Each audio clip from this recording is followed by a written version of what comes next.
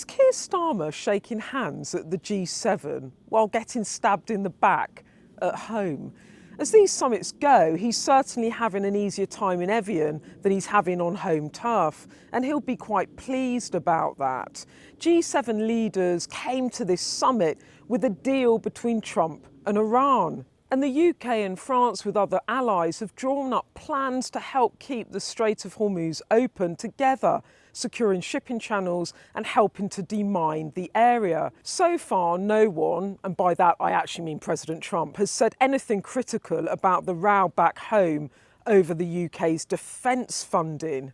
And Trump and Zelenskyy, who so famously fell out in the Oval Office, seem, at last, to be getting on. The US president has agreed to a one-on-one meeting with his Ukrainian counterpart at this summit.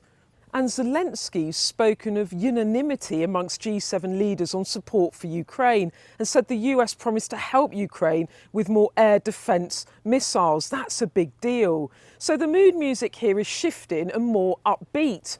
But back home, colleagues are dancing to a very different tune.